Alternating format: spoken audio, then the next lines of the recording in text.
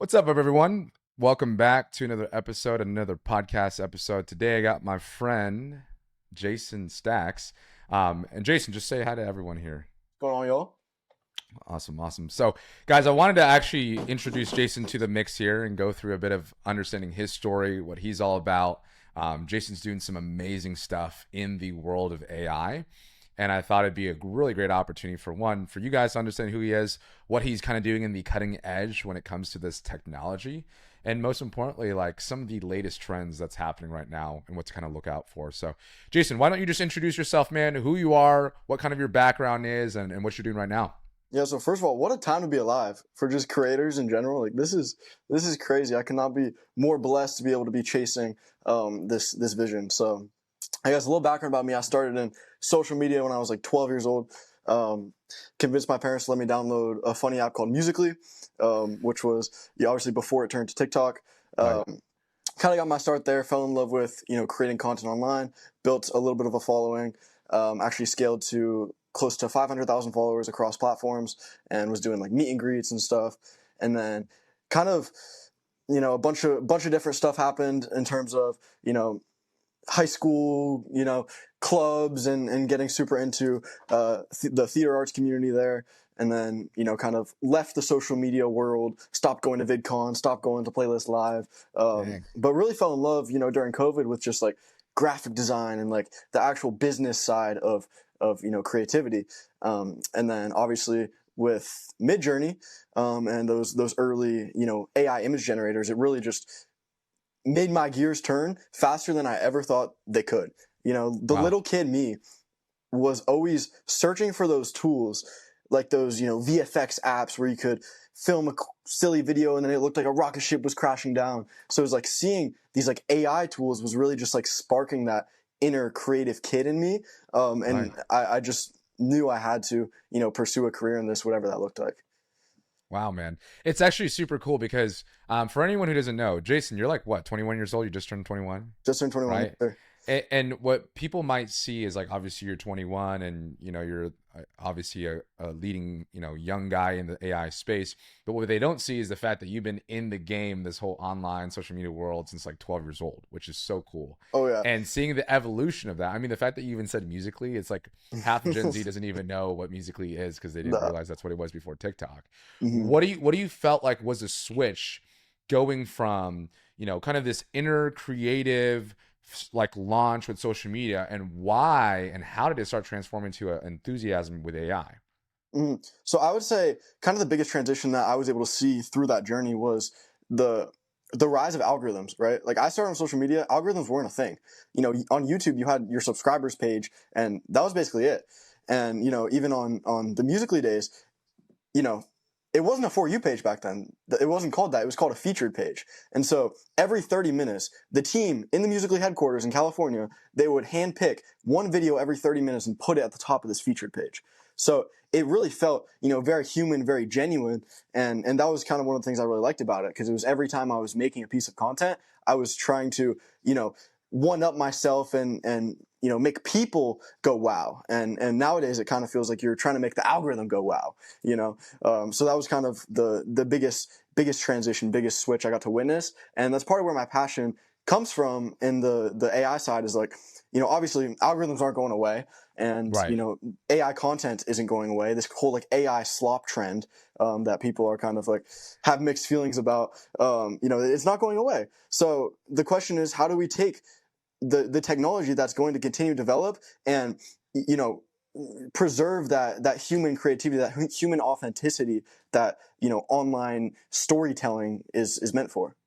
Absolutely, dude. I love what you said of this whole idea of like storytelling, right? Because I can sense that you're obviously a creative at heart, right? Kind of like a theater background. Like I kind of went through like an arts background as well, and I can kind of understand that for sure from your end. One of the things that I was actually like really curious about is when you went through this process of going through this transition, right? And you went from social media to AI. Walk me through step by step how that evolution kind of came about, because you mentioned Midjourney, and it's really funny. I started off actually getting into AI, not because of Chat GPT, but it was because of the generative art with Midjourney. So I know obviously you have an AI company now. Like, walk us through from like the beginning of that first like aha moment of like, wow, this is the possibility with AI to like where you are now with your company. How, like, walk us through that journey.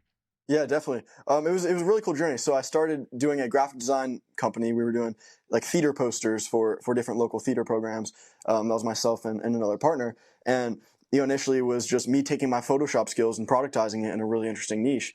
And as I started playing around with Midjourney, I was like, this is literally the same style I make my art in. I make my theater posters in, but Midjourney is generating it like that.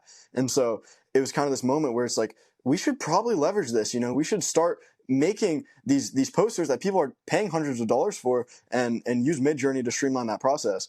But kind of through that, Smart. I had this, I guess, sense of guilt in a way where it was like, I'm charging all this money for a graphic that, yeah, obviously, but it didn't feel like this was the best way to utilize this technology, right? It really felt like, okay, why am I going to use this thing that's so powerful to just replace something that I could have done by hand? It's like we're just making slightly worse versions of human created graphics. And so I would sit on this like almost every day. Like I became obsessed with it. Every night before I go to sleep, my mind would just race of like all the possibilities of these AI tools. And I started to get really fascinated with kind of like the interactive capabilities of it, and Yeah. kind of an interactive way to tell stories. And so I actually, the big aha moment of like this entire journey was laying in my dorm, not my dorm, my apartment, my college apartment, at like 2 o'clock in the morning, and I remembered seeing these like Barbie AI selfies where people were sharing these like AI Barbie posters, and I was like, that's the intersection right there. That is a brand leveraging this AI technology, but bringing something to the world that they couldn't have done without AI, right? So it was just like a flood of just like excitement. Like I remember jumping up and down. I was like, this is it. This is the thing that I want to build. And since then I've just been building that. And our first big project was actually with Back to the Future the musical on Broadway. Wow. So I had an idea with them where we would do like an interactive time machine to where you're uploading a photo of yourself and then it makes a AI time traveling video. And then we also sold like custom posters of Wow. fans in the Back to the Future universe, similar to kind of what Barbie did. And so that was my first step into this whole realm of interactive storytelling. That's so cool, man. And also like just very creative because you were doing this at a time where people didn't necessarily have like the meta or the framework of like how to use AI. Like, Yeah, right. Well, I believe we met like, what was it? Was it last summer? Like last last summer, July yeah, around last there? summer, yeah. Yeah. So me and Jason actually met in like a virtual mastermind. And I remember at the time, like you were kind of really going heavier on the, I think the AI UGC world, something along those lines and like different things like that. Yeah, And yeah. now you recently launched something new, correct? Like there's something that you recently got a bunch of users on. I don't know if it was like an app or something, but tell a little bit about like what you're working on now. Yeah, correct.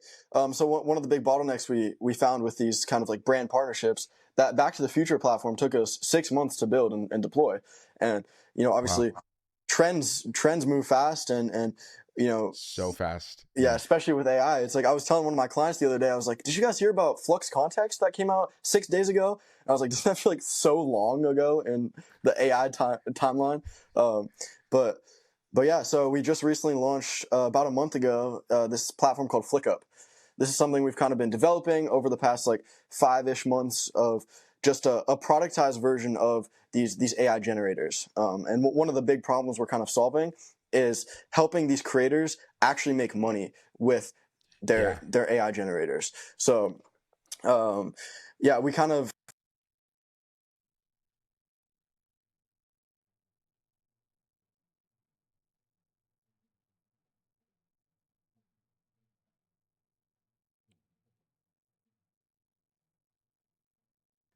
and make money off of selling your AI generators. So we actually Wow. have like 4 or 5 pretty big like AI creators who we're already monetizing their content through like affiliate links and stuff, but this is just a deeper way to actually take the creativity that they put into their actual videos and productize it in a Right. way that they still have ownership over it, but other people can benefit off of paying for that tool.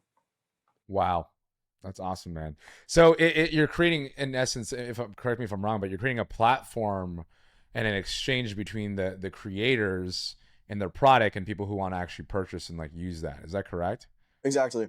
And I think kind of on a higher level, the problem we're solving, and one of the biggest fears in the art community and the creative community as a whole is like there's no democratization right now, right? Yeah. It's one thing typing a prompt and getting an output. That's one fear. But I think the bigger fear is like there are 2 or 3 companies that essentially own everything, right? Like you look at ChatGPT, Midjourney, Google, like they own creativity in a sense, so Yeah. it's scary for artists to be like, how are we ever going to make money if now every time someone needs a creative person to do a task, they just go to an LLM. That's terrifying for even myself. And so Yeah. what I'm kind of seeing right now, and as these big companies release super cool models, like the new ChatGPT 4.0 image gen is amazing, like blown away. But sorry, I was getting a call real quick. No There we worries. go. But people are kind of like productizing it by saying, oh, here's a prompt that I use to generate, these images. That's the Right. creativity right there. That's the essence of the humanness of it, right? So it's like, how do we actually turn that into a product that you can scale? That's it's amazing, man. And you talked about something there that I think is something I want to talk about and address, which is like there's obviously, as much as there is curiosity and inspiration and like this enthusiasm with AI, there's also the opposite end, which is there's this fear and anxiousness and a lot of times skepticism when it comes to this idea of like being replaced by AI, like taking out the heart and the humanness of art when it comes to AI. And even like from the coding standpoint, like a lot of engineers and coders are like, holy shit, like, are they gonna need coders? Which Mm-hmm. is so fascinating because if we think about AI back in, let's say, kind of like 3 years ago, right? People thought AI was going to replace like the blue collar workers. Like we thought it was going to be like the manual laborers, and that's what robots were going to replace first. And then we actually went the opposite way, which is, oh crap, the task or skill sets, the abilities that are actually like AI is excelling at is actually more so the knowledge workers and the people who are coders who like are artists, right? But the Yeah. thing is that I've noticed what's also really interesting is it's just like an evolution of how humans like operate. It's kind of the same way with social media, where social media didn't necessarily just replace, the need for like media in like let's say the newspaper or something like that. It kind of just amplified what it was already at. There's going to still be people who are consuming those types of media, but it just kind of multiplied what was in essence what was available. I see something similar with AI where there's a lot of multiplication of current skill sets. So what I mean by this is this. I work with a lot of the idea in the sales space, right? I was trying to replace a bunch of like setters and closers and the need for a sales team is kind of like my first thought process. But I started to realize that yes, we can replace a lot of people, but it's mainly just replacing the really like bottom of the totem pole, lower talented people that were going to get fired anyway. And I'm actually just equipping the top performers, the A players, with the AI skill set. Mm. So I think I'm noticing a very similar trend with other like kind of roles. It'll replace the people who are gonna get fired anyway, and you equip the knowledge and the tool with like your top A player creatives or top A player salespeople or top A player marketers.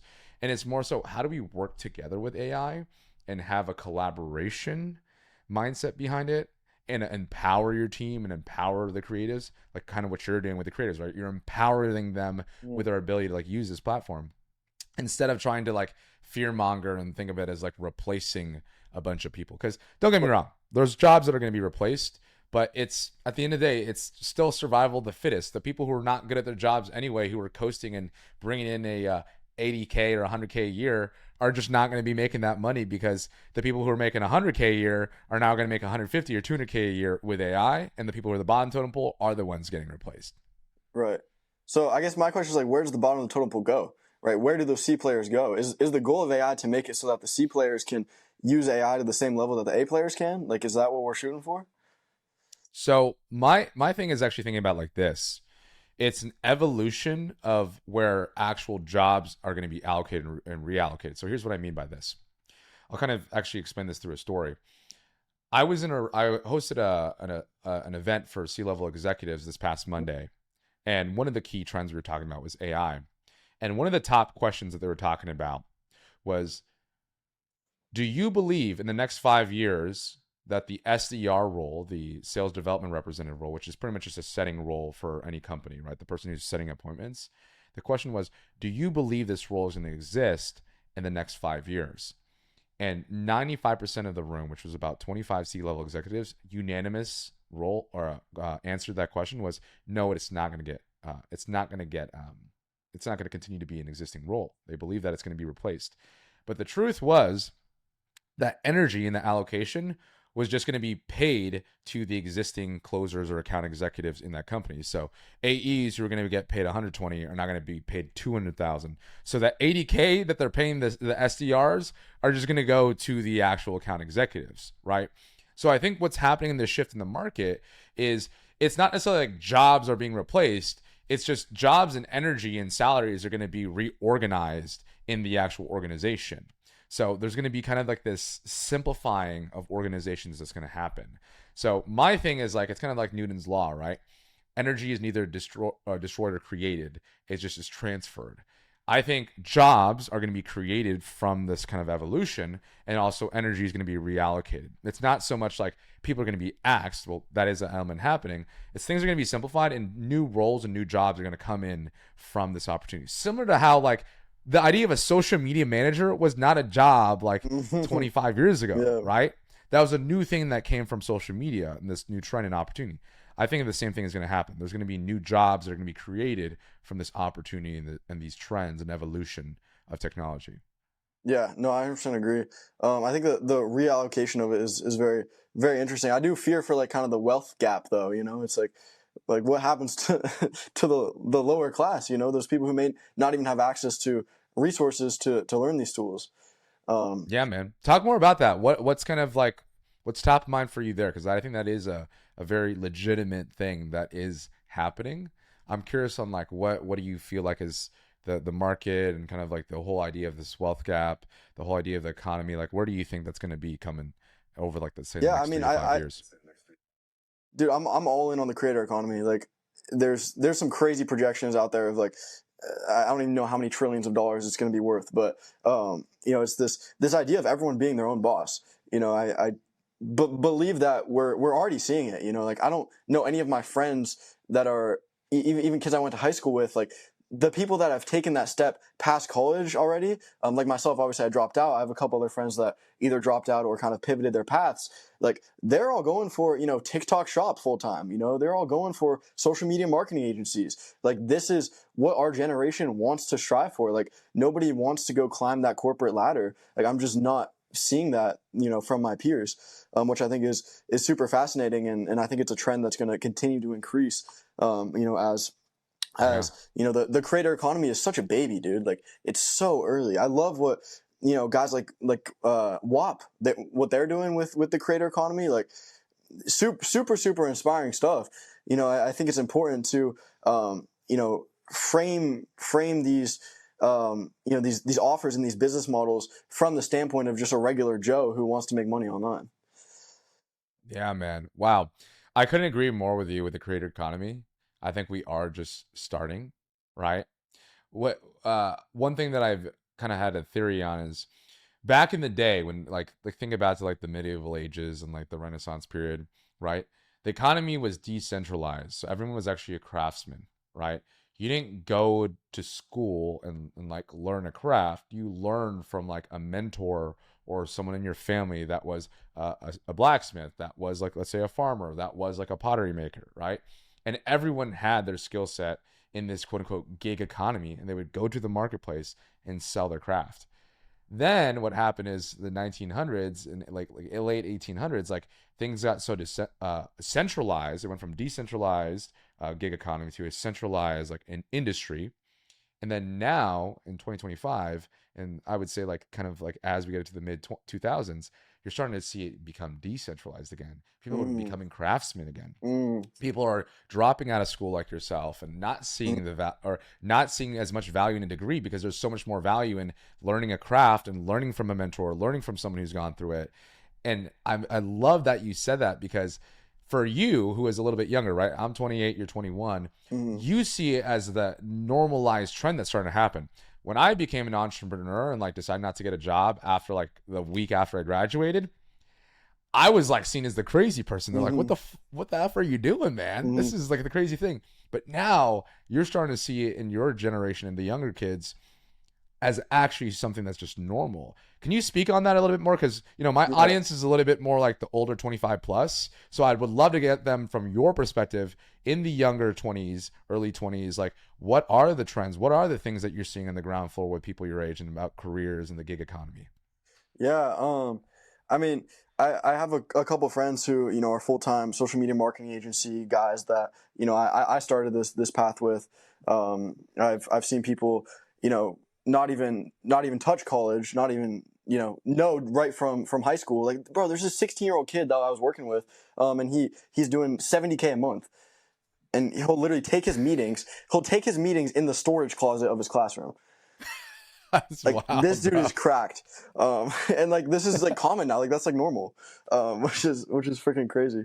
And I think the access to information as well. Like, these kids, they know how to find information. Like they're pretty Yes. pretty crafty with how to make business models online. But I do want to go back to your point about kind of going back to decentralized, work. I think it's super fascinating across the board. Like, we're kind of just seeing like all these life things in general are going back to their roots in AI. Maybe I'm just like a super AI optimist, but I see so many trends in so many different industries of like, where we have this most powerful technology in the world. We have this like dystopia that we could be, shooting towards. But I think because the information is so accessible and the research is so profound, I think we're starting to learn what stuff is important to focus on. Like, even these like screen time apps that are Yeah. technically using a form of AI to tell how much damage you're doing to your brain. Like, we're using AI to understand ourselves better and understand how we can better have balance. Life is just literally all about balance. Um, That's it, man. And what you yeah. said about like it's a tool that can be used for good or bad, that's like anything else, man. It's not necessarily that AI is bad or good. It's a tool that you need to learn to equip yourself with a skill set on how to use it positively, right? Because I mean, look at the dawn of time of technology, right? Let's say the axe, right? You could use it for good to chop down wood and build homes, or you could use it for evil and start killing people with it.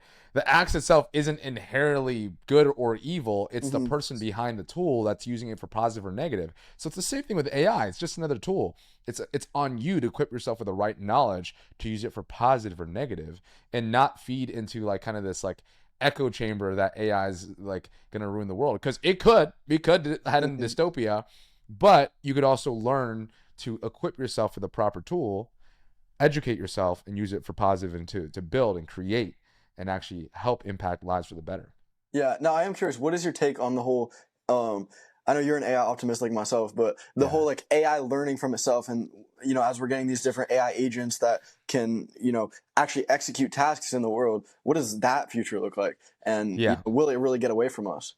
Yeah. So I think the first thing that we really need to do, I'm actually, as much as I am an AI optimist, I am very big advocate on creating guardrails for AI. So because AI is moving so fast, like, dude, we've seen it move so incredibly fast over the past year. It's insane. It's like literally every year is like 5 years in the AI world. And I truly do think we need to have some level of guardrails or regulation on how much we're using this tool, right? So I think there's a certain point that we need to like, as I don't know, as a human race, start actually taking that guardrails and like rules and regulation piece like in into just consideration at least. Because my issue is this. I'll give you an example here. Mm-hmm. Chat GPT 4.5 just came out like a couple weeks ago, I believe, or not a couple weeks, but I don't remember when it came out, but it's more on the recent standpoint. There was this tool called Chat or GPT 0, and it was an AI that could detect if I remember that. Yeah. copy was created by a human or AI, and it would say it to a spectrum of like 100% probability. So when I used to use ChatGPT and just create copy, it'd be like, this is 90% created by an AI, or 95% probability it's an AI. Dude, I've been prompting with ChatGPT 4.5, and when I give it to GPT 0, it's like, this is 90% probability this was created by a human and 10% AI. It's like, it's actually the reverse. So now AI can't even detect if it's being written by AI, which Uh-huh. is both fascinating and scary to me at the same time. Uh-huh. So it's different things like that where it's like AI is not even understanding how to like regulate itself. Mm. So if AI can't regulate or like have these screening for itself, then humans need to figure out how to do it in a way where it doesn't like create that escape velocity moment where we're just Mhm. screwed. So I think we are in a race against ourselves and AI at this Dude, point. I just don't think humans can make laws fast enough. Like even Yeah. social media, like you look at lawmakers, bro. When all the CEOs testified in Congress, it was a joke, bro. It was literally a Yeah. joke. Like these old 60, 70-year-old guys making these laws don't know anything. They're like Yes. they're like, oh, do you know this data because it connects to Wi-Fi? Like they don't get it. They They were don't literally get it. laughing at it. So I think in a way we need AI to be making the laws about AI. Like Yeah. is the And only it's way we're. weird. Well, on that, and this is like exactly what you said, is based on that regulation and guardrails point, I do not think the government has the capacity or even should be falling on them, because think about like a different industry like crypto. Mm, They're so behind with crypto regulation. It's like years after the fact, right? mhm, How are they going to create regulation quick enough for AI? I think it falls actually on the technologist, just mm, kind of like what you're saying. Like there has to be a third party involved, whether that is like a technologist or capitalist coming in, and it's like the humans creating that actual regulation outside of the government. Because if we keep it, mm. if we give the responsibility to the government, they're not going to do it fast enough. So I don't know if it has to be some sort of committee. I'm not a politician, and this is like the least of my fucking expertise. But I'm what I do know for sure is if the government's just going to be too slow on the trigger on this thing. Mhm. Yeah, I agree. I think on my side, my biggest fear with this AI stuff is like, bro, obviously like people are worried about misinformation. I think Yeah, some companies are doing a really good job of like encoding different data that says, oh, this is AI generated. But even stuff that is AI generated, you can do some real harm with it. Like you can generate like nudes of people, like even yeah, bro. there's kids in high school, middle school, like making nudes of their classmates and getting in trouble for it. Yeah, Like it's just way too easy. And with open source, bro, like anyone can do it. You can just do it on your own computer and nobody will know. exactly. Which is really terrifying for me, who's trying to build in that space. It's like it's a balance. People hate the AI companies that are super strict on their guidelines, but also you kind of have to be. Yeah. And I'm so glad you brought up that point, because it's like it's one of those like negative fears things that it's the Wild West, bro. It's Mm-hmm. like we I really love history because you look back and you can learn a lot of lessons from it, right? Like when you think about back in the early United States when they were trying to create the frontier, like in the West Coast, like there were no laws, bro. There were laws in like the East Coast and like the established civilizations there, but if you were like a cowboy in the West Coast creating the frontier, you could just shoot people up, and there was like very little consequences until they started creating more civilization, right? So as much as there was freedom, it also created the other side of the effect, which is there was a lot of like risk as well. So I think we are such in the Wild West with AI, and which is also why there's such a gold mine, there's such an opportunity. But there also needs to be a level of we need to slowly, or not slowly, and we honestly need to do it pretty quickly. But we need to get to the point where we're creating some reins and structure and organization behind this, or else anarchy and chaos is going to happen, in my opinion. Which is, I don't know when that point is. Some people have a little bit of a quicker timeline of like we're doomed in the next 3 to 5 years. Some people are like we have like 10 to 20 to 30 years to do it. I don't know the timeline of like how long we have for it. But what I do know is looking at history, we do need to go from this place of like opportunity and chaos to a little bit more structure, organization, and controlled chaos. Because Mhm. if we don't, dude, I think there's a lot of negative repercussions that there might be a point where it could be a point of no return, which could be scary to think about. Yeah, I don't think we're doomed. I think we're chilling. Um, Yeah.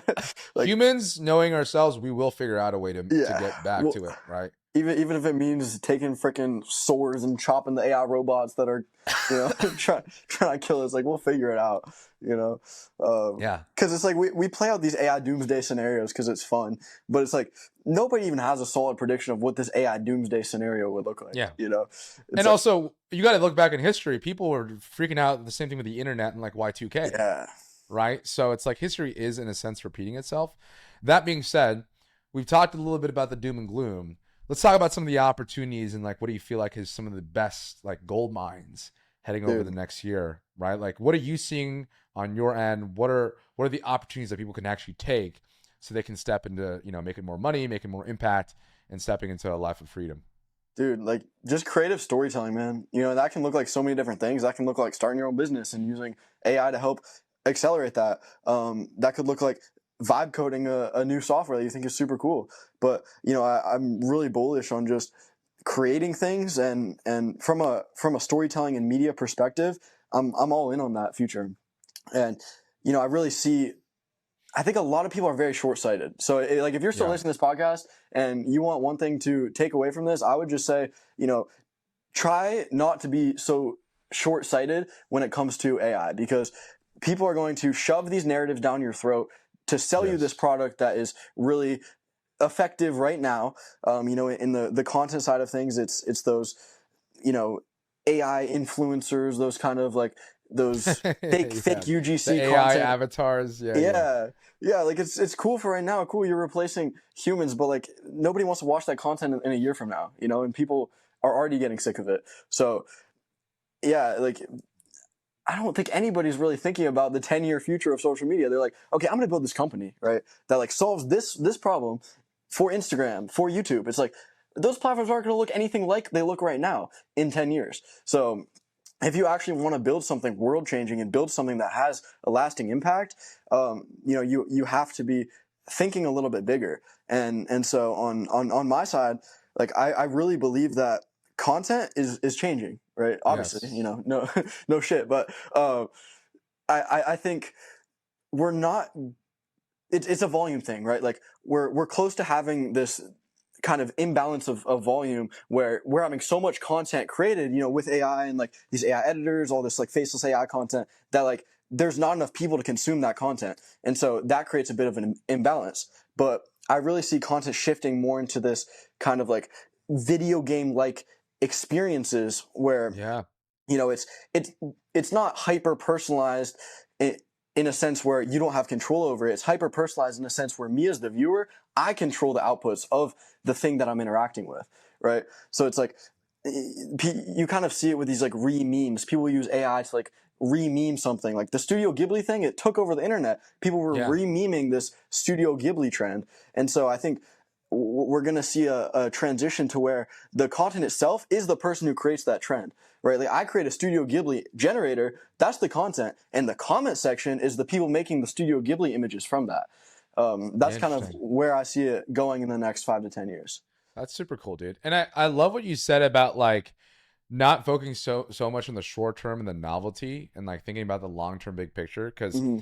it's the same way that I think about it, where I personally think the opportunity here is I try to think about it from a first principle standpoint, which is, I use AI in the world of like sales, right? And also like marketing. And my whole thing is I'm trying to solve a big problem for business owners, which is like trying to scale and grow like double, triple sales with like half the resources in the team. So working with AI, sales agents, working with AI voice dialers, DM setters, different things like that. But I'm not stuck to the technology of like how the AI is going to work on the DMs or voice calling. I'm more thinking about like the 5 to 10 year thing, which is like, how does a business owner go from like, let's say, 10 to 20K per month to 100, 200, 300K per month with half the team? And the big problem that I'm solving is what used to take like 5 to 7 salespeople can now be done with a very lean team of like 1 to 2, maybe 3 core people, and still achieve that same result. Mm. So I'm not so caught up in like, oh, what are we using Vappy for the voice dialers? Like, I'm not caught up in the Yeah, short term. I'm thinking about the long term. Like, what is the long term problem we're trying to solve, and what is the whole AI ecosystem that is going to be needed to solve that big problem? I like And that. Yeah. like that's where I'm thinking of, is because if you get so caught up in like, oh, look at the specific tool that they're using, it's so great, it gets replaced in like 3 to 6 months by something else, right? It's like what you're talking about. The Studio Ghibli thing was super cool, right? Yeah. But we got to think about the technology behind that and the actual positivity in terms of the opportunity over not just a 6 month time frame, but like a 6 to 10 year time frame plus. Mm-hmm. Right? Yeah, it's like this idea of how you can, type in a prompt and edit an image. I was already thinking about that a year ago. The technology didn't exist yet, but Yeah. I knew we were moving in that direction, right? So it's like, it's funny. You'll see these things on Twitter when every time a new, tech giant releases an AI model, it's like, oh, this model just changed this industry forever. It's like, dude, we've been on this trajectory for years. Like, Yeah. this is not new.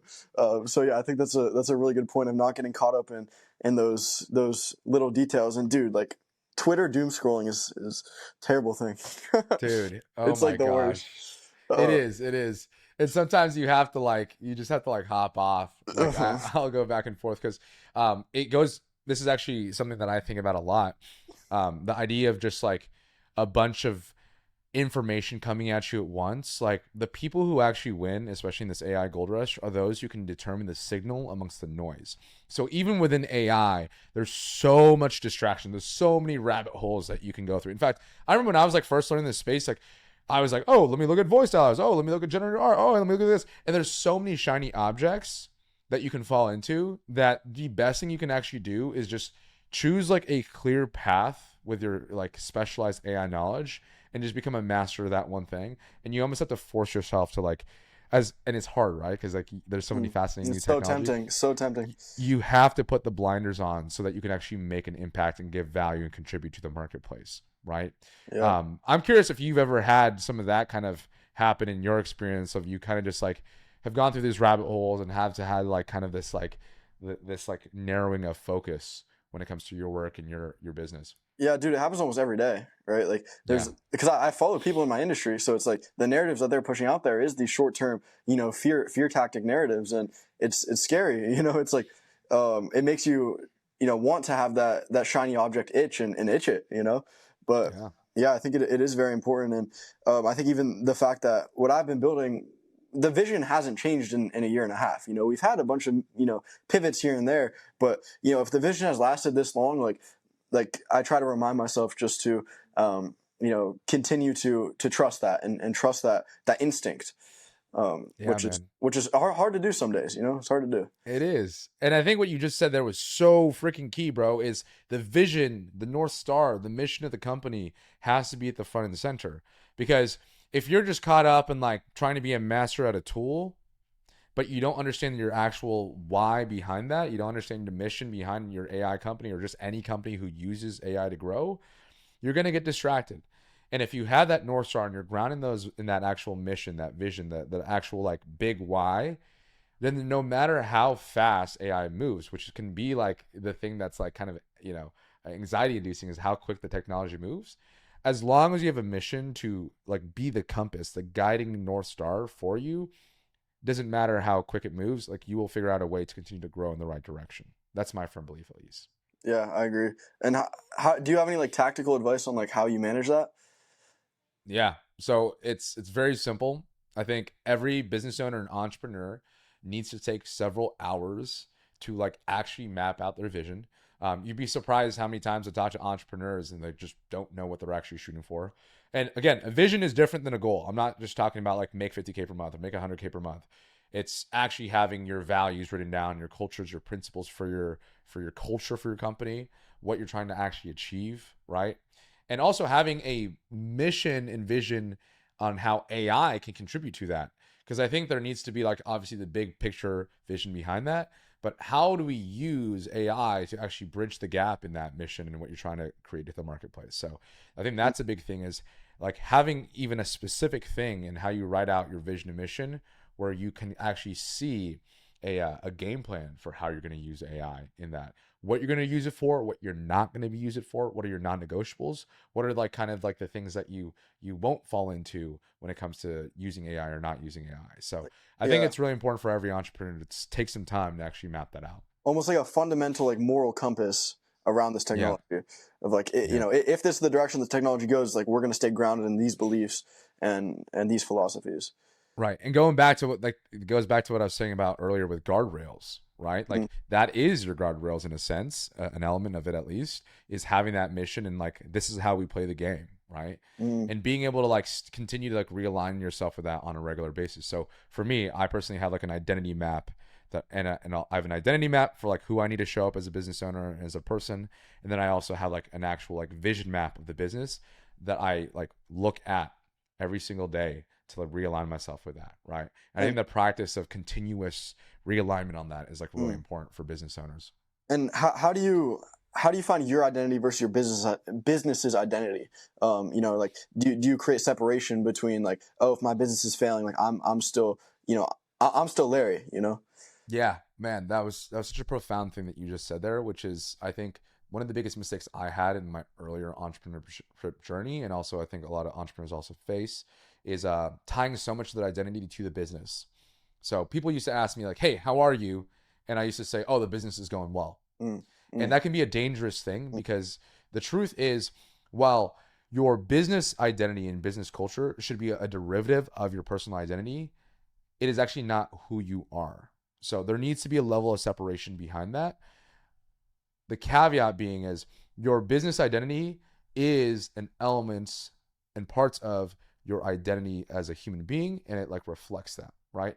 mm, But your business identity is actually more so thinking about it as like you, your team, and the marketplace. So it's like like a recipe and composition of multiple different parties. So when I think about my business identity, it's not just me, it's a portion of it. I think of also my team and the type of people and quote unquote family that I'm creating. Because if you think about your personal family, right? It's a bunch of individuals and different identities coming together for a family culture. mm, You're part of that, right?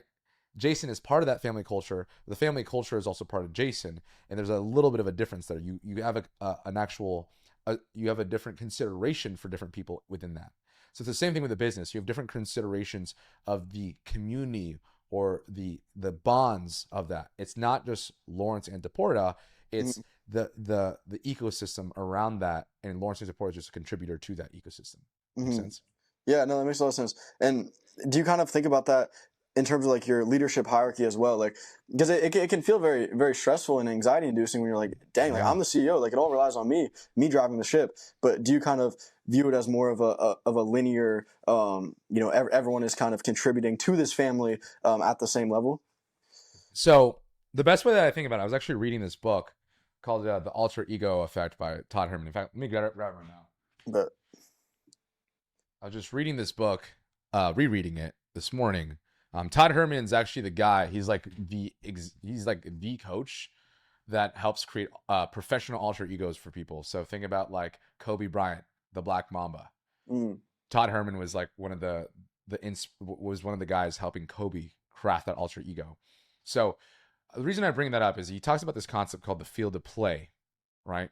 So it's the identity and the version of you that you bring into that arena. So there is Kobe Bryant as a father, as a husband, as a ball player, as a human being. Maybe he's a comedian and someone else like on his team, right? Kobe Bryant is composed of different identities. But the person, the Black Mamba, is the identity he brings to the field of play, right?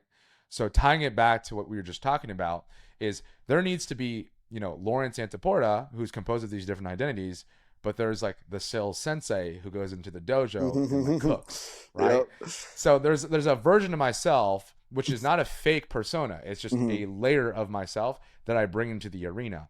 And I think that's really important as business owners, as entrepreneurs, is we need to define those different like hats and different versions of ourselves that we bring into the field of play, and then we can take off that hat when we go home because you need to relax. You need to be showing up as a husband or as a boyfriend, right? Or as a dad. You can't bring the Black Mamba to your daughter. It's just not going to work, right? You need Mhm. to bring dad to that dynamic. So I think Mhm. understanding that is really important as an entrepreneur so we don't burn out. We can operate at 100% of potential for that specific field of play, because the field of play can be the home, the field of play can be the Zoom meeting, the field of play can be, at church, wherever it might be. There's different fields of plays and different versions of sales we need to bring into. Yeah, no, I think that's super crucial, especially for your realm of sales. Not it creates that separation. I'm wondering, do you have like any kind of like thing that you do to almost like get into these different characters, okay, take a breath. Now I'm at home more. Yeah. Yeah, dude. So a couple things. I call them like energy rituals. Okay. So different things like meditation, breath work, working out, um, you know, at times even just simple things like listening to music. I tell my reps to do this stuff. But the biggest thing, like I mentioned, was like the identity map so that I can like realign myself before work. And then for also music is a key thing because music literally like gets you in a different state. So when I'm getting into work, right, it's like I might be listening to hip hop because I'm trying to get my bag, right, like old '90s like New York rap, Yep. like Wu-Tang Clan or something. Like I'm getting in the arena. But then if it's just like, dude, Larry as a homie, as a friend, like I might just be listening to house music because I'm going to like DJ mode or whatever, right? So I think when a practical thing for anyone who's watching this, if you want to get into these different gears, play around with music. That's a really easy way to like step into a different versions because everyone has their like their walk up song or their like Mm-hmm. uh or like as boxers they have the walk up songs or there's when you're like getting ready for a basketball game there's different music that you go into, right? Mm-hmm. So relaxation time would be like classical music for me when I'm trying to decompress from the workday, right? Yeah. And are you very intentional about these being separate, blocks of time? Because I'll find myself, I'm sitting on the couch trying to be business Jason, but my girlfriend's sitting next to me, and I got to be boyfriend Jason at the same time. Yeah. It's tough to do both in the same time block. Yeah, dude. It's definitely easier said than done, right? It's a practice like anything else. It's a skill set. I think time blocking on your calendar, I'm like really big on that and also teaching my reps. Mm. I color code everything in my calendar so I know like energetic state I'm heading into. I love that. Yeah. If you can get to like 75 to 80% accuracy in having the delineation, I think it's really important, right? Like for example, I try as much as possible not to like respond to like personal texts during certain time blocks, at least my deep work, so I can stay in that workspace. And then Mm. during lunch or during the evenings or whatever it is, I like go back into my identity as like just Larry, right? And so I think it's important to have that delineation. We can't always be perfect. I think constructing and designing your environment to do it is great. Having the tools like your calendar block and time design is really important. And then also like having some of these energy rituals to like make a conscious on and off switch because Mm-hmm. that's really the biggest thing is when you just unconsciously go through these things, you're not giving yourself the opportunity to step into that energetic like switch, right? Mm-hmm. But when you're like, take a deep breath. All right, dude, I'm like hopping off this podcast with Jason and I'm going into lunch. I'm going to like decompress for like an hour so I can recover. And then I get back into like work mode after that lunch. Make sense? Yeah, I like that a lot. Like that a lot. Yeah, because I would say like my personal I guess like struggles in the last couple months has been revolving around that. Right.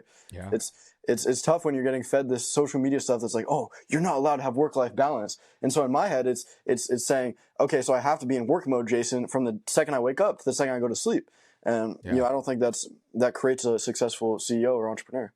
Right. You do. I feel like as you also improve in self-awareness of yourself and as you get older, at least this is what happened for me, is I started to become more aware of like the different quote unquote hats and versions of myself so I could actually create systems around that. Mm. I think environment's a really important thing. So like having your workspace be separate from like your fun space, Yeah. right? I Yeah. think is really important. Yeah. So those are different things, man. And I think, for you, what I'm curious on as we like start to wrap up here, right, is we're talking about different identities. What do you think your future self or your future version of yourself that you're chasing after, you're trying to evolve into, is looking like over the next 1 to 2 years? Like, how do you, obviously, you're a young, ambitious guy, 21, doing some amazing things in the AI space. What do you think the future self that you're trying to craft looks like heading into the next 1 to maybe even 3 years? Yeah. So 1 to 2 years, like I really want to strengthen those identities, and part of that is going to be having our own office, right, and having my team actually around me, and that's why I kind of started to realize this week I brought in an intern, for the summer, and Awesome. we've been hopping on Zoom for like an hour a day and like just cranking stuff out, and like that energy and feeding off of other people is like, super great for me as an entrepreneur. And it's, it helps so much in those days where, it feels cold, dark, and lonely. Yeah. So definitely I want to, do more of that. And as we're starting to get consistent revenue, we're actually able to make these, strategic, decisions where it actually feels like we're running a real, operation with longevity rather than just trying a bunch of ideas. So Dude. that's where I want to be at. Just have stability. Yeah. I love that. And also, like, I see for you as you're like saying this is like you're stepping in more towards being a leader and like Mm, not just taking care of yourself, but taking mm, care of your interns and your future team, creating an environment for them that's conducive to productivity, right? Like, so you're stepping into this version of yourself that is becoming someone who is of a leader, who is someone who's contributing to something bigger than himself. So I love hearing that. And then my last question for you is we just talked about your future self. What's one piece of advice you would have told your younger self? Like if someone here is watching this or you're talking to your younger self, what's one thing that you wish you could impose upon them? I feel too young for this question. I feel like I am my I younger know. self, but Well, I mean, let's talk about your 12, maybe your 12-year-old self, right? When you're yeah, just starting the journey, yeah. right? Oh man, um, ah, advice. I mean, I would probably, you know, like the world felt so small back then. I don't know. Yeah. Like it felt like, my musically, you know, friends and content I was creating. It felt like that was like everything in a way. Yeah. And so I don't know. I would just that's a tough question. It's like I feel like the advice I would give is just to like keep doing what I was doing, and like I feel like I did a pretty good job of like picking myself back up when things didn't go right. It felt like musically was everything, but then when everything fell through, actually one of my managers at the time, we found out he was a registered sex offender, and so I had to Wow. pull out of like all the meet and greets that I was supposed to go to, and that was kind of like the turning point of that career path. And I guess it's just again trusting the vision. Like I Yeah. remember telling myself during early COVID days, I was like, I want to start a production company one day. Didn't know what that meant. Didn't know anything about starting a company, but it was still a vision I had. It was a vision that was implanted in me from the day I first downloaded Musically, from the day I started my first YouTube channel, which was actually like 8 years old. I was making like little rainbow loom tutorials on YouTube. So I think telling that version of myself to trust that fire in my heart that is still very much there to this day.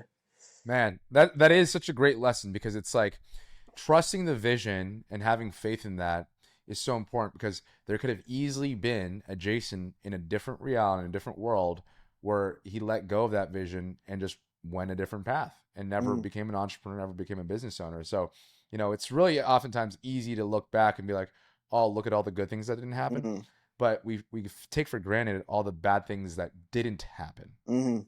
right? Yeah, I think. So go Yeah, when ahead. you look backwards, you see all the dots connect. Yeah, You exactly. do.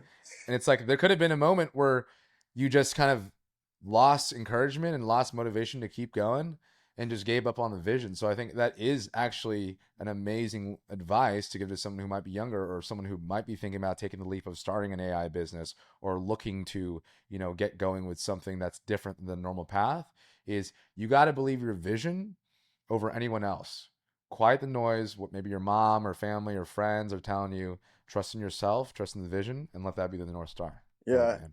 Dude, it's so interesting. So when I was making content, I would get hate comments, obviously. It was Yeah. kind of inevitable. But at first it didn't really affect me. And I don't know if anyone else has like similar experiences with this where it's like there's a certain age you get to where like other people's opinions start to affect you.